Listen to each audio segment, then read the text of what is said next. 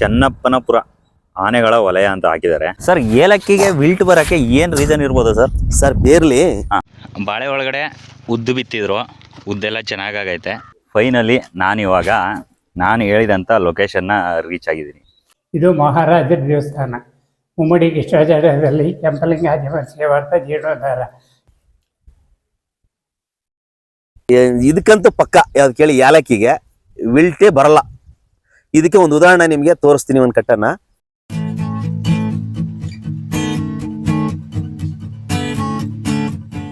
ನಾನು ಹಿಂದೆ ನೋಡ್ತಾ ಇರ್ಬೋದು, ಜಾಗ ನೋಡಿ ಎಷ್ಟು ಚೆನ್ನಾಗೈತೆ. ಹೋಗ್ತಾ ಇರೋ ರೋಡು ಸೂಪರ್ ಆಗಿದೆ. ಕೆಲವೊಂದ್ಸರಿ ಹೋಗೋ ಜಾಗಕ್ಕಿಂತ ಹೋಗ್ತಾ ಇರೋ ದಾರಿ ತುಂಬ ಇಷ್ಟ ಆಗ್ಬಿಡುತ್ತೆ. ಅದೇ ಥರ ನನಗೂ ಕೂಡ ಇವಾಗ ಆಗಿದೆ.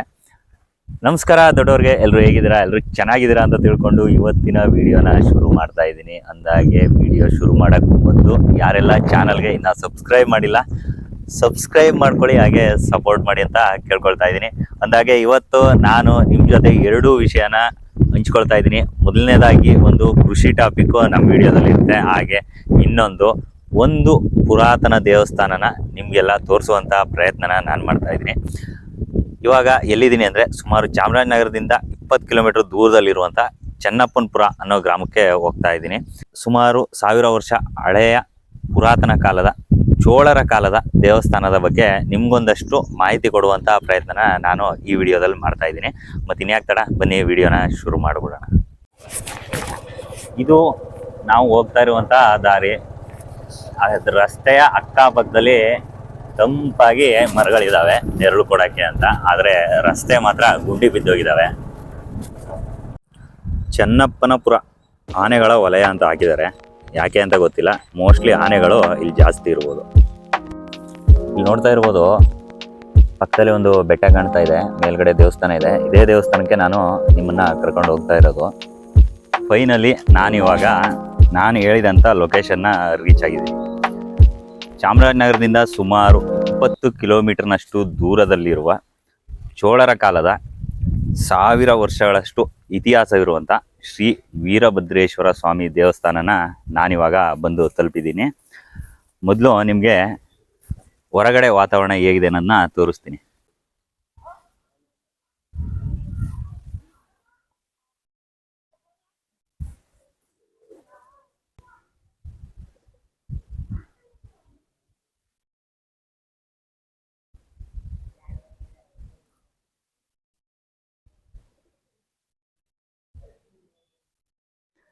ಬನ್ನಿ ಇವಾಗ ದೇವಸ್ಥಾನದ ಒಳಗಡೆ ಹೋಗೋಣ.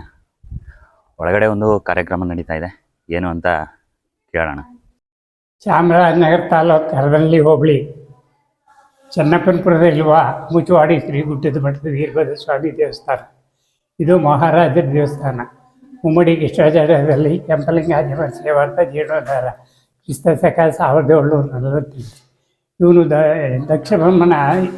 ದಕ್ಷಿಣ ಸಂಹಾರ ಮಾಡೋ ಅವತಾರದ 32 ಕೈದು ವಿಗ್ರಹ. ದಕ್ಷಿಣ ಸಂಹಾರ ಮಾಡೋ ಅವತಾರ ಈಶ್ವರನ ಜಡೆಯಲ್ಲಿದ್ದು ಜಡೆ ವೀರಭದ್ರ ಅಂತ ಇವ್ರಿಗೆ ಹೆಸರು. ಇಲ್ಲಿ ಯಾವ ಅನುಕೂಲತೆಯೂ ಇಲ್ಲ, ಸರ್ಕಾರದಿಂದ ಯಾವ ಅನುಕೂಲತೆ ಇಲ್ಲ. ಪೂಜೆ ವಗೈರೆ ಯಾವುದಕ್ಕೂ 10 ಪೈಸೆ ಅದಕ್ಕೂ ಇಲ್ಲ. ಯಾವುದೋ ಸಂಭಾವನೆಗಳನ್ನು ಯಾವುದನ್ನೂ ಕೊಡ್ತಾ ಇಲ್ಲ ಸರ್ಕಾರದಲ್ಲಿ. ತುಂಬ ಸ್ಥಿತಿಲವಾಗಿದೆ.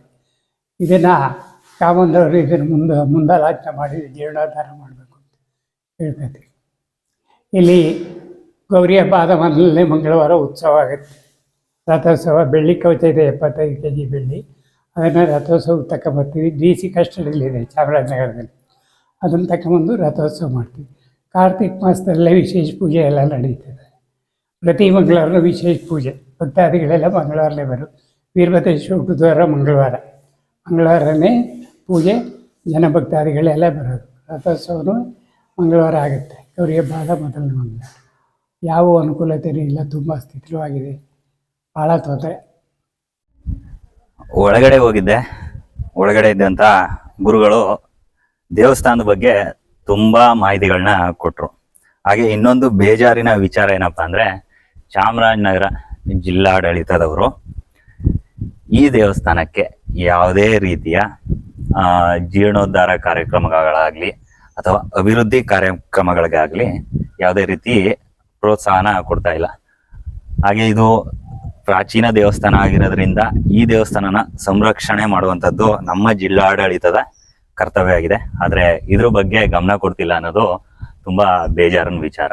32 ಕೈಗಳು ಅಂತ ಹೇಳಿದ್ರೆ ಅದನ್ನ ಇದು ತೋರಿಸ್ಬೋದು. ಈಶ್ವರನ ಹಾ ಜಡೆಯಲ್ಲಿ ಉದ್ಭವ ದಾಕ್ಷಾಯಿಣಿಗೆ ದಕ್ಷ ಬ್ರಹ್ಮ ಯಜ್ಞಕೊಂಡ ಕರೆದಾಗ ದಾಕ್ಷಾಯಿಣಿಗೆ ಈಶ್ವರನ ಅವಮಾನ ಮಾಡ್ತಾನೆ. ದಕ್ಷ ಬ್ರಹ್ಮ ಈಶ್ವರನ ಮಾವ, ದಾಕ್ಷಾಯಿಣಿ ತಂದೆ. ಅವ ಅವಮಾನ ಮಾಡಿದಾಗ ಅದೇ ಯಜ್ಞಕೊಂಡಕ್ಕೆ ಬೀಳ್ತಾಳೆ ಯಾರು ದಾಕ್ಷಾಯಿಣಿ. ಬಿದ್ದಾಗ ಈ ಶಿವನಿಗೆ ಕೋಪ ಬಂದು ಈಶ್ವರನ ಜಡೆಯಲ್ಲಿ ಉದ್ಭವದನು ಜಡೆ ವೀರಭದ್ರ ಅಂತ ಇವನು ಹೋಗಿ ಸಂಹಾರ ಮಾಡಿಬಿಟ್ಟು ಹೋಗು ಅಂತಲ್ಲ. ಆಗ ಈಶ್ವರನ ಸಂಹಾರ ದಕ್ಷ ಬ್ರಹ್ಮನ ಸಂಹಾರ ಮಾಡ್ತಾರೆ.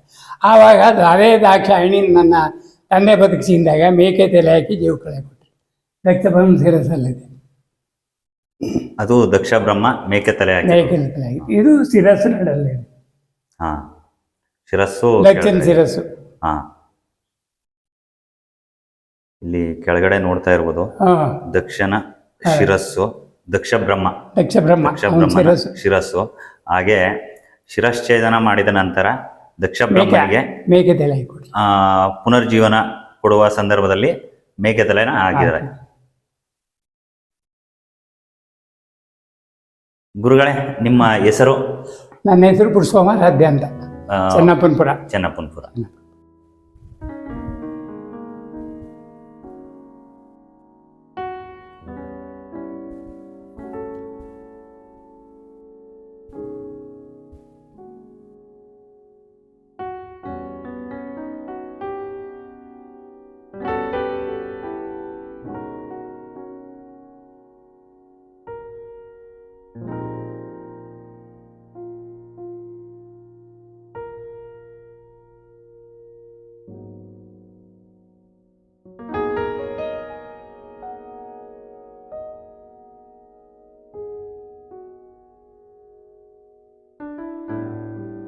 ಇಲ್ಲಿ ನೀವು ನೋಡ್ತಾ ಇರುವಂಥದ್ದು ಮೈಸೂರಿನ ಮಹಾರಾಜರು ಈ ದೇವಸ್ಥಾನನ ಪುನರುಜ್ಜೀವನಗೊಳಿಸಿದಾಗ ಬರೆಸಿದಂತಹ ಶಾಸನ ಇದು.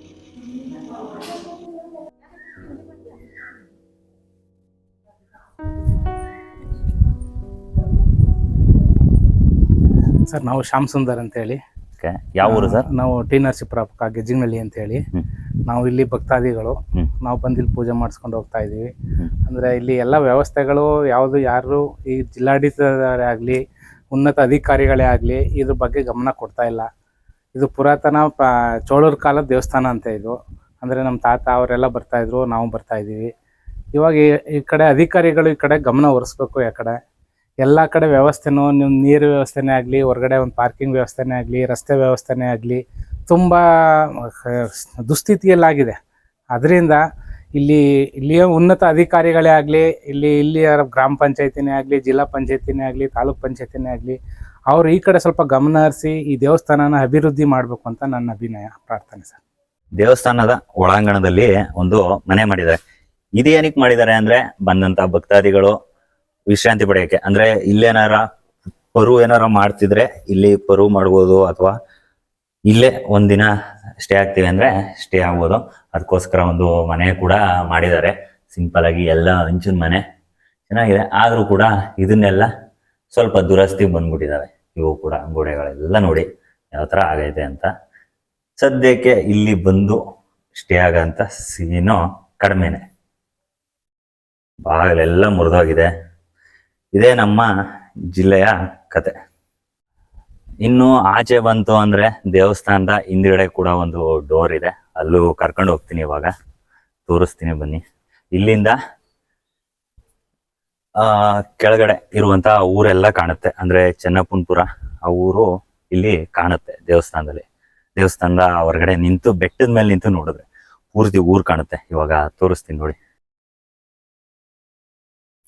ಇದೇ ನೋಡಿ ಚೆನ್ನಪ್ಪನಪುರ ದೇವಸ್ಥಾನದ ಮಗ್ಗಲಲ್ಲೇ ಇರುವಂತಹ ಒಂದು ಹಳ್ಳಿ, ಸುಂದರವಾದಂತಹ ಹಳ್ಳಿ.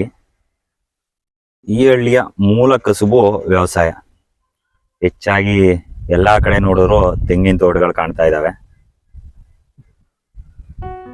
ಹಾಗೆ ತರಕಾರಿ ಬೆಳೆಗಳು ಇಲ್ಲಿನ ಮೂಲ ಬೇಸಾಯ ಆಗಿರುತ್ತೆ.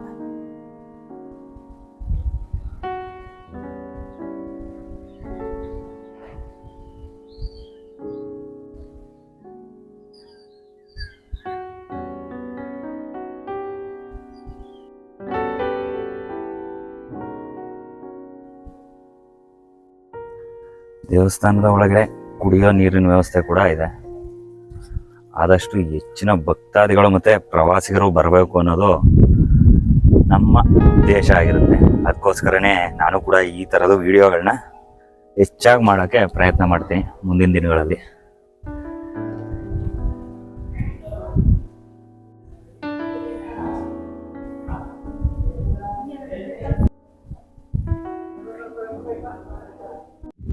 ಇನ್ನು ದೇವಸ್ಥಾನದ ಹೊರಗಡೆ ಬಂತು ಅಂದ್ರೆ ಇಲ್ಲಿ ಒಂದು ಕಲ್ಯಾಣ ಮಂಟಪ ಇದೆ, ಅದನ್ನ ತೋರಿಸ್ತೀನಿ ಹೇಗಿದೆ ಅಂತ.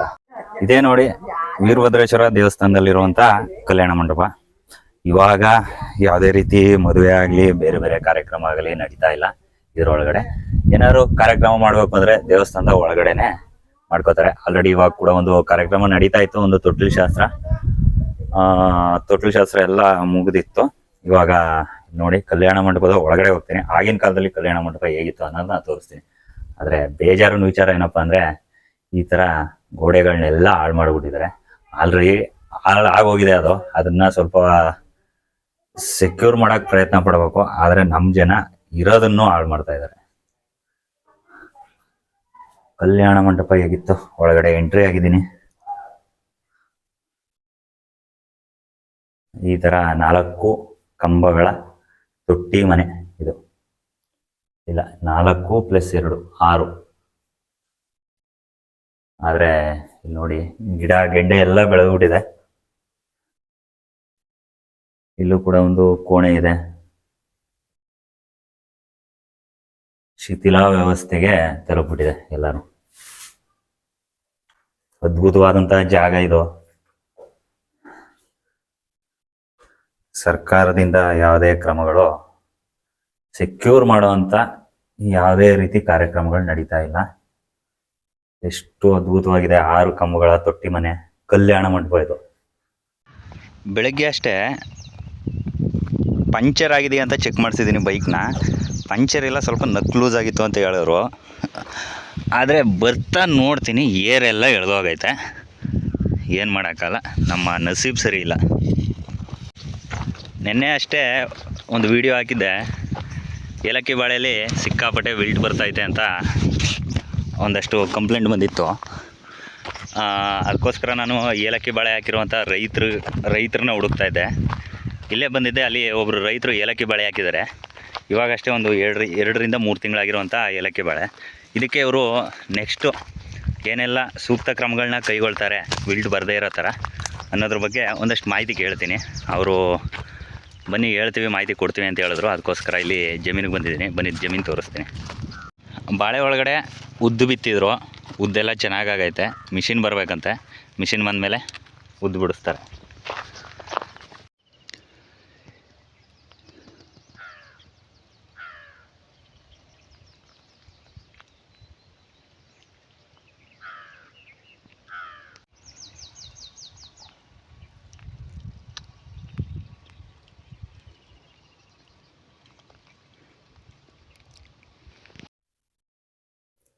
ಗುರು, ಈ ಕಡೆ ನೋಡ್ತಾ ಇರೋದು ಏಲಕ್ಕಿ ಬಾಳೆ, ಮತ್ತು ಈ ಕಡೆ ನೋಡ್ತಾ ಇರೋದು ನೇಂದ್ರ ಬಾಳೆ. ಸರ್ ನಮಸ್ತೆ. ನಮಸ್ಕಾರ ಸರ್. ಸರ್ ನಿಮ್ಮ ಪರಿಚಯ? ಸರ್ ನಾನು ಇಲ್ಲೇ ಅರದನಹಳ್ಳಿ. ಹಾಂ. ಅರದನಹಳ್ಳಿ ಬಂಡಿಗೆರೆ ಅಂತಿದೆ, ಬಂಡಿಗೆರೆ ಗ್ರಾಮ. ನಿಮ್ಮ ಹೆಸರು ಸರ್? ನನ್ನ ಹೆಸರು ಚಿಕ್ಕರಾಜು ಅಂತ. ಓಕೆ ಸರ್, ಟೋಟಲು ಎಷ್ಟು ಎಕರೆ ಜಮೀನಿದೆ ಸರ್ ನೀವು ಇವಾಗ? ಸರ್ ಇಲ್ಲಿ 6 ಎಕರೆ ಜಮೀನು ಬರುತ್ತೆ. ಇಲ್ಲಿ ಚನ್ನಪ್ಪನಪುರದ ಇದೆಲ್ಲ ಮಾಡಿದ್ದೀನಿ. ಇಲ್ಲೊಂದು ದರಗಾಡು, ಇಲ್ಲೊಂದು 6 ಎಕರೆ ಜಮೀನು ಬರುತ್ತೆ ಸರ್. ಏನೇನು ವ್ಯವಸಾಯ ಮಾಡ್ತೀರಾ ಸರ್ ಈ ಜಮೀನಲ್ಲಿ? ಈ ಜಮೀನಲ್ಲಿ ನಾನು ಎಲ್ಲ ಮಾಡ್ತಾಯಿದ್ದೀನಿ. ನಾನು ಮೆಣಸೆ ಹಾಕಿದೆ, ಟೊಮೊಟೊ ಹಾಕಿದೆ, ಕಲ್ಲಂಗಡಿ ಹಾಕಿದೆ, MC ಹಾಕಿದೆ, ಎಲ್ಲ ಮಾಡ್ತಾಯಿದ್ದೀನಿ. ಅದರ ಭೂಮಿಲಿ ಸ್ವಲ್ಪ ಅಂತ ಹೇಳ್ಕೊಳ್ಳೋಂಥ ರೂಪ ಇರಲಿಲ್ಲ. ನಮ್ಮ ಭೂಮಿಲಿ ಅಷ್ಟೊಂದು ಕೆಪಾಸಿಟಿ ಇಲ್ಲ. ಆದರೂ ಮಣ್ಣು ಹಾಕಿದ್ದೀನಿ ಇದಕ್ಕೆ. ನಾನು ಗೋಡ್ ಮಣ್ಣು ಹಾಕಿದ್ದೀನಿ, ಒಂದು 800 ಲೋಡ್ ಮಣ್ಣು ಹಾಕಿದ್ದೀನಿ ಇದಕ್ಕೆ. ಎಕರೆಗೆ ಒಂದು 60 ಲೋಡ್ ಮಣ್ಣು ಹಾಕಿದ್ದೀನಿ. ಗೊಬ್ಬರ ಹಾಕಬೇಕು, ಹಾಕಿಲ್ಲ. ಸರ್ ಇವಾಗ ಬಾಳೆ ಕೃಷಿ ಮಾಡಿದ್ದೀರಾ? ಯಾವ ಬಾಳೆ ಸರ್ ಇದು? ಸರ್ ಇದು ಏಲಕ್ಕಿ. ಏಲಕ್ಕಿ. ಎಷ್ಟು ಅಡಿ ಸಾಲ ಸರ್ ಹಾಕಿರೋದು ಅಂತರ? Sir 6 car. 6 ಕಾರು. ಎಷ್ಟು ತಿಂಗಳ ಬಾಳೆ ಸರ್ ಇದು? ಸರ್ ಇದು 2 ತಿಂಗಳಾಗಿದೆ ಸರ್. 2 ತಿಂಗಳು ಬಾಳೆ. 2 ತಿಂಗಳಾಗಿದೆ. ಸರ್ ಇದಕ್ಕೆ ಏನೇನು ಗೊಬ್ಬರ ಕೊಟ್ಟಿದ್ದೀರಾ ಮತ್ತು ಔಷಧಿ ಕೊಟ್ಟಿದ್ದೀರಾ ಇವಾಗ ಸದ್ಯಕ್ಕೆ? ಸರ್ ನಾನೀಗ ಔಷಧಿ ಅಂತಂದರೆ ಫಸ್ಟು ಸ್ಟಾರ್ಟಿಂಗಲ್ಲಿ ನಾನು ಇದು ನೆಡಬೇಕಾದ್ರೆ ಒಂದು ಭೂವಸ್ತ್ರ ಅಂತ ಒಂದಿದೆ ಸರ್. MI ಕಂಪ್ನಿದು ಹ್ಮ್. ಭೂವಸ್ತ್ರ ಅಂತ, ಅದನ್ನು ಭೂಮಿ ಕೊಟ್ಟಿದೆ. ಒಂದು ಗೆಡ್ಡೆಗೆ 1 ಎಕರೆಗೆ 2 ಪಾಕೆಟ್, ಅದು 2 ಪಾಕೆಟ್ ಹಾಕಿದ್ವಿ. ಆಮೇಲೆ ಓಲಿಪ್ ಅಂದ್ಬಿಟ್ಟು ಗಿಡ ಬಂದಮೇಲೆ ಓಲಿಪ್ ಅಂದ್ಬಿಟ್ಟು ಒಂದು ಔಷಧಿ ಬರ್ತದೆ ಸರ್, ಅದರಲ್ಲಿ ಅದನ್ನು ಸ್ಪ್ರೇ ಮಾಡಿದ್ವಿ. ಅಲ್ಲಿಂದ ಆಚೆಗೆ ಬೇರೆ ಏನು ಇದು ಮಾಡ್ಕೊಂಡಿಲ್ಲ ನಾನು, ಬೇರೆ ಕೆಮಿಕಲ್ಸ್ ಏನೂ ಹಾಕೇ ಇಲ್ಲ. ಇನ್ನೀನಿ ಆರ್ಗ್ಯಾನಿಕ್ ಅದು, ಹಾಂ. ಅದನ್ನೇ ಕಂಟಿನ್ಯೂ ಮಾಡಿ ನೋಡೋಣ ಅಂತಂದ್ಬಿಟ್ಟು ಹಾಕಿದ್ದೀನಿ. ಒಂದು ಸ್ವಲ್ಪ ನಮ್ಮ ಕೆಮಿಕಲ್ ಗೊಬ್ಬರ ಹಾಕೊಂಡಿದ್ದೀವಿ. ಒಂದು ಎಕರೆಗೆ ಒಂದು ಕಡೆ ಸೈಡಲ್ಲಿ 1 ಎಕರೆಗೆ ಹಾಕಿದ್ದೀನಿ ನಾನು. ಅದೊಂದು ಎಕರೆಯಲ್ಲಿ ನಮ್ಮದು ಅದು ವಿಲ್ಟು ಬಂದ್ಬಿಡ್ತು, ಗಿಡ ಎಲ್ಲವೇ ಮಧ್ಯೆ ವಿಲ್ಟ್ ಬಂದ್ಬಿಡ್ತು. ಇದರಲ್ಲಿ ಏನು ಕಾಣ್ತಾ ಇಲ್ಲ ಒಂದು ಸ್ವಲ್ಪ ನೀವು ಆ ಥರ. ಯಾವುದೋ ನಮ್ಮ ಆರ್ಗ್ಯಾನಿಕ್ ಗೊಬ್ಬರ ಹಾಕಿರತ್ತವ ಏನು ಕಾಣ್ತಾ ಇಲ್ಲ. ನಮ್ಮ ರಾಸಾಯನಿಕ ಗೊಬ್ಬರ ಹಾಕಿರತ್ತವಲ್ಲೇ ಸ್ವಲ್ಪ ನಮಗೆ ವಿಲ್ಟ್ ಎಲ್ಲ ಕಾಣಿಸ್ಕೊಬಿಡ್ತು. ಬೆಳೆ ಸುಳಿ ಬರೋದು, ಸುಳಿಗಳೆಲ್ಲ ಡೌನ್ ಆಗಿ ಫುಲ್ಲು ಸಣ್ಣಕ್ಕೆ ಬಂದ್ಬಿಡೋದು, ಆ ಥರ ಎಲ್ಲ ಆಯ್ತಿತ್ತು. ಅದರಿಂದ ನಾನು ಏನು ಮಾಡಲಿಲ್ಲ. ಫಸ್ಟ್ ಗೆಡ್ಡೆಗೆಲ್ಲ ನಾನು ಟೈಕೋಟರ್ಮ ಸೂಡೋಮೋನಾಸ್ ಹಾಕಿದ್ದೀನಿ. ಭೂಮಿಗೆ ಗೆಡ್ಡೆ ಹಚ್ಚಬೇಕಾದ್ರೆ ಟೈಕೋಟರ್ಮ ಸೂಡೋಮೋನಾಸ್ ಹಾಕಿ ಅದನ್ನು ಉಯ್ದಿದ್ದೀನಿ. ಪುನಃ ನೆಕ್ಸ್ಟ್ 1 ತಿಂಗಳಲ್ಲಿ ಟೈಕೋಟರ್ಮ ಸೂಡೋಮೋನಾಸ್ನ ಎಲ್ಲದಕ್ಕೂ ಉಯ್ದಿದ್ದೀನಿ. ಅದಲ್ಲದೆ ಒಂದು ಯೂಮಿಕ್ ಅಂದ್ಬಿಟ್ಟು ಒಂದು ಪಾಕೆಟ್ ಬರುತ್ತೆ, ಅದನ್ನು ಹಾಕಿದ್ದೀನಿ ನಾನು ಇದಕ್ಕೆ, ಅದನ್ನು ಹಾಕಿದ್ದೀನಿ. ಇನ್ನು ಈ ಕಡೆಗೆ ಸ್ವಲ್ಪ ಆರ್ಗ್ಯಾನಿಕ್ ಇದು ಮಾಡ್ಕೊಂಡಿದ್ದೀನಿ. DAP ಹಾಕಿದ್ದೀನಿ ನಾನು ಅದಕ್ಕೆ. ಆ ಕಡೆ 1 ಎಕರೆಗೆ 1 ಎಕರೆ DAP ಹಾಕಿ, ಯೂರಿಯಾ DAP ಯೂಮಿಕ್ಕು 3 ಮಿಕ್ಸ್ ಮಾಡಿ ಹಾಕಿದ್ವಿ. ಆದರೂ ಏನೋ ನನಗೆ ಅಷ್ಟೊಂದು ಡೆವಲಪ್ಮೆಂಟ್ ಕಾಣ್ತಾ ಇಲ್ಲ ಅದರಲ್ಲಿ. ಇದೇ ಪರವಾಗಿಲ್ಲ, ಆರ್ಗ್ಯಾನಿಕ್ದೆ ಸ್ವಲ್ಪ ನೋಡೋ, ಇದನ್ನು ಎಕ್ಸ್ಚೇಂಜ್ ಮಾಡೋ ಅಂದ್ಬಿಟ್ಟು ಮಾಡಿದ್ವು. ಅದರಿಂದ ಚೆನ್ನಾಗಿ ಈ ಪರವಾಗಿಲ್ಲ, ಇದು ಸ್ವಲ್ಪ ಗ್ರೋತ್ ಆಗಿ ಕಾಣ್ತಾ ಇದೆ. ವಿಲ್ಟ್ ಬಂದಿರೋದೇ ಇದಾಗಿದೆ. ನಮ್ಮ ಹತ್ರ ಬೇರೆ ಕಡೆ ನಾವು ಮನೆ ಹತ್ರ 1-2 ಸಾವಿರ ಕಟ್ಟೆ ಹಾಕಿದ್ವಿ. ಈ ಬಾಳೆ ಕಟ್ಟೆ ಹಾಕಿ ಬೇಕಾಷ್ಟು ಜನ ಹಾಳಾಗ್ಬಿಟ್ಟವ್ರೆ. ಹಾಳಾಗೋದು ಅಂತಂದರೆ ನಿಮಗೆ ಎಲ್ಲ ಮಾಡಿಸ್ಕೊಂಡು ಕೆಲಸ ಎಲ್ಲ ಮುಗಿಸ್ಕೊಂಡು ಲಾಸ್ಟಲ್ಲಿ ಬೆಳೆ ಸುಳಿ ಕಡ್ದುಬಿಡ್ತದೆ. ಬೆಳೆ ಸುಳಿ ಕಡ್ದುಬಿಟ್ಟು ಇನ್ನು ಡೆವಲಪ್ಮೆಂಟ್ ಆಗಲ್ಲ, ಕಟ್ಟೆ ಒಡೆದೋಗೋದು, ಬೆಳೆ ಸುಳಿ ಕಡಿಯೋದು, ಈ ಥರ ಎಲ್ಲ ತೊಂದರೆಗಳಾಯ್ತಾಯಿತ್ತು. ಸರ್ ಇವಾಗಿನಿಂದ ಆ ರೀತಿ ಬರೋಕ್ಕೆ ಚಾನ್ಸಸ್ಸೇ ಇಲ್ಲ ಅಂತ ಚಾಲೆಂಜ್ ಮಾಡಿ ನಮ್ಮ ಕಡೆಯವರೊಬ್ಬರು ಭಾಳ ಇದು ಮಾಡವ್ರೆ, ಮಾಡಿ ಔಷಧಿ ಎಲ್ಲ ತಗೊಂಬಂದು ಕೊಟ್ಟವ್ರೆ. ಆದರೆ ಈಗ ನಾನು ಅದನ್ನು ಮಾಡಿ ನೋಡ್ತಾ ಇರೋದ್ರಿಂದ ತುಂಬ ಡೆವಲಪ್ಮೆಂಟ್ ಕಾಣ್ತಾ ಇದೆ ನಮ್ಮ ಗಿಡ ಎಲ್ಲ. ಯಾವುದು ಸರ್ ಔಷಧಿ? ಸರ್ ಓಲಿಪ್ ಅಂದ್ಬಿಟ್ಟು, ಗ್ರೋಮೇಜಿಕ್ಕು, ಇನ್ನೊಂದು 20 ಇದಿದೆ, ಅದೆಲ್ಲ ನಿಮಗೆ ಅಲ್ಲಿದೆ, ಬಾಟ್ಲಲ್ಲೆಲ್ಲ ಇದೆ, ಅದನ್ನೆಲ್ಲ ತೋರಿಸ್ಕೊಡ್ತೀನಿ ನಿಮ್ಗೆ, ಹೇಳ್ತೀನಿ ನಾನು. ಭೂವಸ್ತ್ರ ಅಂದ್ಬಿಟ್ಟು ಒಂದು ಭೂಮಿಗೆ ಹಾಕೋದು 3, ಅವು 3 ಔಷಧಿಲಿ ಒಂದು 3-4 ತಿಂಗಳು ಅದನ್ನು ಕಂಟಿನ್ಯೂ ಮಾಡ್ಕೊಂಡಿರ್ತೀವಿ. ಗೊಬ್ಬರನೇ ಹಾಕಬೇಕಾಗಿಲ್ಲ ನಿಮಗೆ, ಬೇರೆ ಗೊಬ್ಬರ DAP, ಪೊಟಾಸು, ಕಾಂಪ್ಲೆಕ್ಸ್, ಯೂರಿಯಾ ಇದೆಲ್ಲ ಮಿಕ್ಸ್ ಮಾಡಿ ಹಾಕ್ತಿದ್ವಲ್ಲ ನಾವು, ಅದನ್ನು ಹಾಕ್ಲೇಬೇಕಾದ ಅವಶ್ಯಕತೆ ಇಲ್ಲ. ಅದೇ ಇಷ್ಟೆಲ್ಲ ಡೆವಲಪ್ಮೆಂಟ್ ತೋರಿಸ್ತಾ ಇದೆ ಭಾಳ ಚೆನ್ನಾಗಿ. ಅದನ್ನು ಚಾಲೆಂಜ್ ಮಾಡಿ ತಗೊಂಡಿದ್ದೀವಿ, ಸಕ್ಸಸ್ ಆಗಿದೆ. ಹೋಗಿರೋಂಥ ಕಟ್ಟೆ ಡೆವಲಪ್ಮೆಂಟ್ ಆಗಿದೆ ಭಾಳ ಚೆನ್ನಾಗಿ. ಒಂದು 400 ಕಟ್ಟೆ ಬೇರೆ ಒಬ್ಬರ ಹತ್ರ, ನಮ್ಮ ಹತ್ರ ಅಲ್ಲದೆ ಇನ್ನೊಬ್ರದ್ದು 4 ತಿಂಗಳ ಕಟ್ಟೆ ಫುಲ್ಲು ಸುಳಿಮಾರು ಬಂದ್ಬಿಟ್ಟು ಎಲ್ಲ ಸತ್ತೋಯ್ತಾ ಇತ್ತು. ನಮ್ಮದನ್ನು ಹಾಕಿರೋದನ್ನು ಅವ್ರಿಗೆ ತಗೊಂಡೋಗ್ಬಿಟ್ಟು ಇದನ್ನ ಹಾಕಿ ನೋಡಿ ಸರ್ ಅಂತ ಕೇಳುತ್ತೆ. ಅವರು ಬೇಡ ಅಂತ ಹೇಳಿದ್ರು. ಹೋಗ್ರಿ, ಬೇಕಾದಷ್ಟು ನಮಗೂ ರೋಸ್ ಹೋಗ್ಬಿಟ್ಟದೆ, ಇದ್ರ ಕೆಲಸವೇ ಬೇಡ ಅಂತ ಅಂದು ಮಾತಾಡ್ತಾಯಿದ್ರು. ನಾವು ಅವ್ರಿಗೆ ಚಾಲೆಂಜ್ ಮಾಡಿ ನಾನು ಹೇಳಿದೆ, ಸರ್ ಇದನ್ನ ಹಾಕಿ, ನೀವು ಬರ್ನಿಲ್ಲ ಅಂದ್ರೆ ದುಡ್ಡೇ ಕೊಡಬೇಡಿ ಅಂತ ಹೇಳಿದ್ರು. ಎಷ್ಟಾಗುತ್ತೆ ಅಂತಾರೋ, ಅಯ್ಯೋ ಹಾಕ್ಯಪ್ಪ ಆಮೇಲೆ ಹೇಳವ ಅಂತ. ಜಾಸ್ತಿ ಏನಿಲ್ಲ, ಬರೀ ಒಂದು 3-4 ಸಾವಿರ ರೂಪಾಯಿ ಆಗುತ್ತೆ ಹಾಕ್ಯಪ್ಪ. ಈಗ ನೀವು ಹೆಚ್ಚು ಕಡಿಮೆ 20 ಸಾವಿರ ರೂಪಾಯಿ ಕೆಲಸ ಖರ್ಚು ಮಾಡಿದ್ರಿ, ನೀವು ಇದು ಎಕರೆಗೆ ಒಂದು 3-4 ಸಾವಿರ ರೂಪಾಯಿ ಖರ್ಚು ಬರುತ್ತೆ, 4 ಸಾವಿರ ರೂಪಾಯಿ ಗಂಟೆ ಬರುತ್ತೆ, ನೀವು ಮಾಡಿ. ತುಂಬ ಎಳೆದಾಡ್ತಿದ್ರು. ಇಲ್ಲ ಸರ್ ಹಾಕಿ ನೀವು ಅಂತ ಫುಲ್ ಪ್ರೆಜರ್ ಮಾಡಿ ಹಾಕಿಸ್ದ ಮೇಲೆ ಈಗ ಅವ್ರದ್ದು ಕಟ್ಟೆ ಬಂದು ತುಂಬ ಚೆನ್ನಾಗಿ ದೊಡ್ಡದಾಗಿ ಎಲೆ ಬಂದ್ಬಿಟ್ಟಿದೆ. ಭಾಳ ಖುಷಿ ಪಟ್ಟರು ಅವರು. ಒಂದು ಗಿಡ ಇಲ್ಲದ ರೀತಿ ಎಲ್ಲ ತುಂಬ ಚೆನ್ನಾಗಿ ದೊಡ್ಡ ಎಲೆ ಬಂದು ಭಾಳ ಡೆವಲಪ್ಮೆಂಟ್ ಕಾಣ್ತಾ ಇದೆ. ಅವ್ರು ಭಾರಿ ಖುಷಿ ಪಟ್ಟರು. ಸರ್ ನಮಗೆ ನಾವು ನಿಮ್ಮ ಈ ಕಂಪ್ನಿ ಔಷಧಿನ MI ಪ್ರಾಡಕ್ಟ್ ಅಂದ್ಬಿಟ್ಟಿದ್ದು, MI ಪ್ರಾಡಕ್ಟ್ ಅಂದ್ಬಿಟ್ಟು ಈ ಔಷಧಿ ಲೆಕ್ಕಾಚಾರನ ನಾವು ಸುಮಾರು ನೋಡಿದದಕ್ಕೆ ಇಷ್ಟೆಲ್ಲ ನೆಗ್ಲೆಕ್ಟ್ ಮಾಡಿಬಿಟ್ಟು, ಸರ್ ನಾವು ಮೊದಲೇ ಮಾಡಿದರೆ ಏನಾದ್ರು ಇದಾಗೋದೇನೋ ಅಂತ. ಇಲ್ಲ, ನಾವು ಮೊದಲೇ ಗೊತ್ತಿರಲಿಲ್ಲ, ನಮಗೂ ಇದು ಗೊತ್ತಾಗಿದ್ದಕ್ಕೆ ನಿಮ್ಗೆ ಹೇಳದ್ದು ಅಂತ ಅವ್ರ ಜೊತೆಗೆ ಮಾತಾಡ್ತಲೇ ಭಾಳ ಖುಷಿಪಟ್ಟರು. ಚೆನ್ನಾಗಿದೆ ಸರ್, ಈಗ ಹಾಗಾದ್ರೆ ಧೈರ್ಯವಾಗಿ ಏಲಕ್ಕಿ ಮಾಡ್ಬೋದು ಅಂತ. ಧೈರ್ಯವಾಗಿ ಏಲಕ್ಕಿ ಹಾಕ್ಬೋದು ಸರ್. ಈಗ ಭಾಳ ಚಾಲೆಂಜ್ ಮಾಡಿ ಹೇಳ್ತೀನಿ ನಾನು, ಧೈರ್ಯವಾಗಿ ಏಲಕ್ಕಿ ಹಾಕ್ಬೋದು. ಏಲಕ್ಕಿಲಿ ಯಾವುದೇ ಕಾರಣಕ್ಕೂ ವಿಲ್ಟೇ ಬರಲ್ಲ. ಇದನ್ನು ಸ್ಪ್ರೇ ಮಾಡಿ ಕಂಟಿನ್ಯೂ ಮಾಡಿಬಿಟ್ರೆ. ಕೆಲವು ಟೈಮ್ಗಳೆಲ್ಲ ನಾವೆಲ್ಲ ಏನು ಮಾಡಿದ್ದೀವಿ ಅಂತಂದರೆ, ನಿಮಗೆ ಸ್ಟಾರ್ಟಿಂಗಿಂದ ಫಸ್ಟ್ ಎಲ್ಲ ಹಾಕ್ತದಕ್ಕೆ ಅರ್ಶಿಣ ಪೌಡ್ರು ಒಂದು ಡ್ರಮ್ಗೆ ಒಂದು 5 kg ನಾಟಿ ಸುಣ್ಣ, ಅರ್ಧ kg ಅರ್ಶಿಣ ಪೌಡ್ರು, ಇದು ಎರಡು ಮಿಕ್ಸ್ ಮಾಡಿಬಿಟ್ಟು ಎಕರೆಗೆ ಒಂದೊಂದು ಲೀಟ್ರ್, ಒಂದು ಕಟ್ಟೆಗೆ ಒಂದೊಂದು ಲೀಟ್ರ್, ಒಂದು ಕಟ್ಟೆಗೆ ಒಂದೊಂದು ಲೀಟ್ರ್ ಆಗ್ತಾ ಇದ್ವು. ಒಂದು 5 ಡ್ರಮ್ ಕಲ್ಸ್ಕೊಬಿಡೋದು. ಪ್ರತಿ ಡ್ರಮ್ಗೂ 5 kg ಹಾಕಬೇಕು ಸುಣ್ಣನ. ಯಾಕೆಂದ್ರೆ 5 kg ಎಲ್ಲಕ್ಕೂ ಹಾಕಿದ್ರೆ ಏನು ಕೆಲಸ ಮಾಡಲ್ಲ ಅದು. ಪ್ರತಿ ಡ್ರಮ್ಗೂ, ಒಂದು ಡ್ರಮ್ಗೆ 200 ಲೀಟ್ರ್ ಡ್ರಮ್ಗೆ 5 kg ಸುಣ್ಣ, ಅರ್ಧ kg ಅರ್ಶಿಣ ಪೌಡ್ರು, ನ್ಯಾಚುರಲ್ ಆಗಿರಬೇಕು ಅರ್ಶಿಣ ಪೌಡ್ರು. ನೀವು ಸ್ಟಾರ್ಟಿಂಗಿಂದ ಹಾಕ್ಬೋದು. ಒಂದು ತಿಂಗಳ ಕಟ್ಟೆಯಿಂದ ಒಂದು 3 ಟೈಮ್ ಆದ್ರೆ ಸಾಕು. 3 ಟೈಮ್ ಅದನ್ನು ಒಯ್ದುಬಿಟ್ರೆ, 1 ತಿಂಗಳು ಆದಮೇಲೆ ನೀವು ಒಯ್ದುಬಿಟ್ರೆ ಅದನ್ನ, ಅದು ಭಾಳ ಕಂಟ್ರೋಲ್ ಮಾಡ್ತಾಯಿತ್ತು. ಆದರೆ ಅದಕ್ಕಿಂತ ತುಂಬ ಚೆನ್ನಾಗಿ ಫಾಸ್ಟಾಗಿ ಕೆಲಸ ಮಾಡ್ತಾ ಇದೆ ಇದು. ಯಾವ್ದು ಹೇಳಿ? ಓಲಿಪ್ ಆರ್ಗ್ಯಾನಿಕ್ ಪ್ರಾಡಕ್ಟ್. ಇದು ಆರ್ಗ್ಯಾನಿಕ್ ಪ್ರಾಡಕ್ಟು. ಖರ್ಚು ಜಾಸ್ತಿ ಬರಲ್ಲ. ಈಗ ನಾವು ನ್ಯಾಚುರಲ್ ಖರ್ಚು ಮಾಡ್ತೀವಿ ಅಂತಂದರೆ 1 ಎಕರೆ ಬಾಳೆಗೆ ಹೆಂಗೆ ಇಲ್ಲ ಅಂತಂದ್ರು ಮಿನಿಮಮ್ಮು ಒಂದು 70,000 ರಿಂದ 80,000 ರೂಪಾಯಿ ಖರ್ಚು ಬರುತ್ತೆ. ಹೌದು. ನಮಗೆ ಇದರಲ್ಲಿ ಬರೀ 50,000 ಖರ್ಚು ಮಾಡಿಬಿಟ್ರೆ ಸಾಕು, ಗೊನೆ ಕಟ್ ಮಾಡ್ಬಿಡ್ಬೋದು. ಆಮೇಲೆ ಎರಡನೇದು ಅದರಲ್ಲಿ ಆಗಿರೋ ಅಂಥ ಲೆಕ್ಕಾಚಾರನ ನನಗೂ ತಗೊಂಡೋಗಿ ತೋರಿಸಿದ್ರು. 18 kg ಬಂದಿದೆ. ನಾವು 10 kg ಬೆಳೆದೆ ಭಾರಿ ಹೈಯೆಸ್ಟ್ ಆಗಿತ್ತು. 18 kg ವೆಯ್ಟ್ ಬಂದಿದೆ. ಕಾಯಿನೂ ಹೊಡೆದಿಲ್ಲ. ಕಾಯಿ ಬಂದು ನಿಮಗೆ ಜಾಸ್ತಿ ತೂಕ ಬರಬೇಕು ಅಂತಂದ್ರೆ ಕಾಯಿನೇ ಸೀಳೋಗ್ಬಿಡುತ್ತೆ ಫುಲ್ಲು. ಒಂದು ಗೊನೆಗೆ ನಿಮ್ಗೆ 10 ಕಾಯಿ 8 ಕಾಯಿ 2 kg ಡಿಸ್ಕೌಂಟ್ ಆಗ್ಬಿಡ್ತಿತ್ತು ಅದರಲ್ಲಿ ಹೊಡೆದೋಗಿ. ಇದರಲ್ಲಿ ಕಾಯಿನೇ ಒಂದು ಸೀಳೇ ಇಲ್ಲ. ತುಂಬ ಚೆನ್ನಾಗಿದೆ.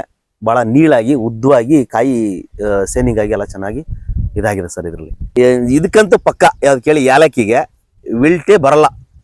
ಇದಕ್ಕೆ ಒಂದು ಉದಾಹರಣೆ ನಿಮಗೆ ತೋರಿಸ್ತೀನಿ. ಒಂದು ಕಟ್ಟನ್ನು ನೋಡಿ. ಫಸ್ಟ್ ಸ್ಟಾರ್ಟಿಂಗಲ್ಲಿ ಏನಾಗಿತ್ತು, ಇವಾಗ ಏನಾಯ್ತಾ ಇತ್ತು, ಇವಾಗ ಹೆಂಗಿದೆ ಗಿಡ, ಅವೆರಡು ನೋಡಿಬೇಕಾದ್ರೆ. ಬನ್ನಿ ಸರ್ ನೋಡೋಣ. ನೋಡೋ ಸರ್, ಏಲಕ್ಕಿಗೆ ವಿಲ್ಟ್ ಬರಕ್ಕೆ ಏನ್ ರೀಸನ್ ಇರ್ಬೋದು ಸರ್? ಸರ್, ಬೇರ್ಲಿ ಗಂಟು ರೋಗ ಬಂದ್ಬಿಡುತ್ತಂತೆ. ಗಂಟದ ಆ ಗಂಟು ಬಂದಾಗ ಏನಾಗೋಗ್ಬಿಡುತ್ತೆ, ಆ ಗಂಟು ರೋಗನೇ ವಿಲ್ಟ್ಗೆ ಕಾರಣ ಅಂತ. ಅದು ಇಲ್ಲಿ ಗಂಟು ಸರ್ಚ್ ಮಾಡೋಕ್ಕಾಗಿಲ್ಲ ಅವ್ರ ಕೈಲಿ. ನಾವು ಅದನ್ನ ಸುಮಾರಾಗಿ ನೋಡಿ ಸರ್. ಇದು ನೋಡಿ, ಈಗ ನೀವು ವಿಡಿಯೋ ಮಾಡಿ ನೋಡಿ ಇದನ್ನ ಸರ್. ನೋಡಿ, ಇದೆಲ್ಲ ಫಸ್ಟ್ ಬಂದದ್ದು ವಿಲ್ಟು. ಈ ಎಷ್ಟದಲ್ಲಿ ಈಗ ಬಂದು ನಿಮಗೆ 1 ವಾರ ಆಗಿದೆ ಅಷ್ಟೇ. ವಿಲ್ಟ್ ಬಂದು ಇದನ್ನ ಕಿತ್ತಾಕ್ಬಿಡೋದಕ್ಕೆ 2 ಸಲ ಎಳೆದಿದೆ ನಾನು ಗಿಡನ ಕಿತ್ತಾಕ್ಬಿಡೋ ಅಂತ. ನೋಡಿ ಈ ಸೋಗು ನೋಡಿ, ಇದು ಹೆಂಗಿದೆ. ಇದು ವಿಲ್ಟ್ ಸೋಗು. ಇದೆಯಲ್ವ ಸರ್? ಈಗ ನೋಡಿದ್ರಲ್ಲ ನೀವು ಸುಮಾರು ಜಾಗದಲ್ಲಿ, ಇವೆರಡು ವಿಲ್ಟ್ ಸೋಗು. ಇದನ್ನ ನಾನು ಓಲಿಪ್ನು ಇದನ್ನು ಸ್ಪ್ರೇ ಮಾಡಿದ್ಮೇಲೆ ಬಂದಿರೋ ಎಂತ ಎಲೆಗಳಿವು. ಇವು 3 ಎಲೆಗಳು ಇಲ್ಲೇ ನೋಡ್ಬೋದು ಸರ್. ಇಲ್ಲೇ ನೋಡಿ, ಸಾಕ್ಷಿಗೆ ಇದನ್ನೇ ನೋಡಿ. ಇದಕ್ಕೆ ಕೆಮಿಕಲ್ಸ್ ನಾನು ಅವರು ವಿಲ್ಟ್ಗೆ ಒಂದು ಔಷಧಿ ಕೊಟ್ಟಿದ್ರು, ಅದನ್ನ ಮಾಡಿದ್ದೀನಿ. ಅದು ಆ ಥರ ಅಷ್ಟೊಂದು ಡೆವಲಪ್ಮೆಂಟ್ ಕಾಣಲ್ಲ. ನೋಡಿ ಈ ಗಿಡನು ನೋಡಿ, ಈ ಗಿಡನು ಇದು ಫುಲ್ ಕಿತ್ತಾಕ್ಬಿಡ್ಬೇಕು ಅಂತ ಇದು ಮಾಡೋದು. ನೋಡಿ ಎಲೆ ನೋಡಿ ಎಷ್ಟು ಚೆನ್ನಾಗಿ ಬಂದಿದೆ ಇದು. ನೋಡಿ ಇದೆಲ್ಲ ಮುದುರ್ಕೊಂಡಿದೆ ಎಲೆಗಳಿವೆಲ್ಲವೇ. ಈಗ ಕಣ್ಣಿಗೆ ಕಾಣ್ದಿದೆ ಹೇಳಿದ್ರೆ ತಾನೇ ನಿಮ್ಗೆ ಅದರ ಲೆಕ್ಕಾಚಾರ. ಇದು ಇಲ್ಲೇ ಕಾಣ್ತಾ ಇದೆಲ್ಲ. ಇದು ಫಸ್ಟೇ ಆಗಿದ್ದು. ಈಗ ಔಷಧಿ ಸ್ಪ್ರೇ ಮಾಡಿದ್ಮೇಲೆ ಅದು ಸಿಂಪಲ್ ಸ್ಪ್ರೇ ಮಾಡಿರೋದು. ನಾನು ತುಂಬಾ ಜೋರಾಗಿ ಅದನ್ನ ಅರೇ ಮಟ್ಟಿಗೆ ಹುಯ್ಬೇಕಂತೆ. ಅದನ್ನ ಆ ಮಟ್ಟಕ್ಕೆ ಆಗಿಲ್ಲ. ತಗೊಂಬಂದು ಮಡಗಿದೀವಿ. ಈಗ ಇನ್ನೂ ಹಾಕಿಲ್ಲ. ಅದನ್ನ 2 ಟೈಮ್ ಹಾಕಿನಿ, 2 ಟೈಮ್ ಇದು ಮಾಡ್ಕೊಂಡ್ ಬಂದಿದ್ದೀನಿ. ಈಗ ಒಂದ್ಸಲ ಹುಯ್ಬೇಕಾಗಿತ್ತು ಪುನಃ. ಬರೀ ಇಷ್ಟಕ್ಕೆ ಸ್ಪ್ರೇ ಮಾಡ್ಕೊಂಡೋದ್ವು ಎಲ್ಲ ಕುಸಿರೋದಾಗೆ. ಅಷ್ಟಕ್ಕೆ ಇಷ್ಟು ಕೆಲಸ ಮಾಡೋದೆ. ನೀನು ಹುಯ್ದ್ರೆ ಕಟ್ಟ ಬೇರೆ ಡೆವಲಪ್ಮೆಂಟ್ ಆಗೋದು, ಸೈಜ್ ಆಗೋದು, ಇದೆಲ್ಲ ಚೆನ್ನಾಗಾಗುತ್ತೆ. ನೋಡಿ ಇವು 2 ಕಾರಣ ನಿಮ್ಗೆ. ಸರ್, ಆ ಗಿಡ ಈ ಗಿಡ ವಿಲ್ಟ್ ಬಂದಿರೋದು ಸುಳಿ ಹೊಸ್ದಾಗಿ ಬರ್ತಾ ಇರೋದು. ದೊಡ್ಡ ಸುಳೆ ಬಂದಿರುತ್ತೆ ನೋಡಿ, ದೊಡ್ಡ ಕಟ್ಟನೆ ಹೊಡೆದೋಗಂತಿದು. ಆಮೇಲೆ ಗಮ್ ಥರ ಹರ್ಕೊಂಡ್ಬಿಡ್ತಿಲ್ಲ ಸರ್, ಹಂಗೆ ಸರ್. ಹೌದು, ಹೊಡೆದೋದ್ಮೇಲೆ ಕಟ್ಟೆ ಅದು ಹರ್ಕೊಂಡ್ಬಿಡುತ್ತೆ. ಹರ್ಕ ಬರಕ್ಕೆ ಏನಪ್ಪ ಕಾರಣ ಅಂತಂದ್ರೆ, ಆ ಜಾಗ ಮುಂದಕ್ಕೆ ಸುಳಿ ಹೋಗಲ್ಲ, ಸುಳಿ ಕಿತ್ಕೊಂಡು ಹೋಗಲ್ಲ. ಕಿತ್ಕೊಂಡು ಹೋಗೋದು ಏನು ಮಾಡ್ಬಿಡುತ್ತೆ, ಈ ರಸ ಮೇಲಕ್ಕೆ ಹೋಗುತ್ತಲ್ಲ, ಆ ರಸ ಗಮ್ಮಾಗಿ ಈಚೆಗೆ ಬರಕ್ಕೆ ಇರುತ್ತೆ. ಈ ಬಾಳೆಕಟ್ಟೆಯಲ್ಲಿ ಇರೋ ಅಂಥ ರಸನೇ ಈಚೆಗೆ ಬರಕ್ಕೆ ಶುರು ಆಗ್ಬಿಡುತ್ತೆ. ಬಂತಂದ್ರೆ ಅಲ್ಲಿಗೆ ನಮ್ಗೆ ಆ ಕಟ್ಟ ಮುಗೀತು ಅಂತ, ಅದರ ಹಣೆ ಬರೆ ಮುಗೀತು ಅಂತ. ಗಮ್ ಈಚೆಗೆ ಬಂತು ಅಂದರೆ ಇನ್ನಾದ್ರೂ ಪವರ್ ಏನು ತಗೊಳಕ್ಕೆ ಚಾನ್ಸಸ್ ಇಲ್ಲ. ಈಚೆಗೆ ಇದರಲ್ಲೇ ಕಡ್ದು ಬಿಡ್ತಲ್ಲ ಈಚೆಗೆ. ಹೌದು, ಬಾಳೆಕಟ್ಟೆಗೆ ಡೆವಲಪ್ಮೆಂಟ್ ಆಗಲ್ಲ. ಅದರಿಂದ ಅಡಿ ಅದು ಹೋಯ್ತು ನಮಗೆ ಅಂತ.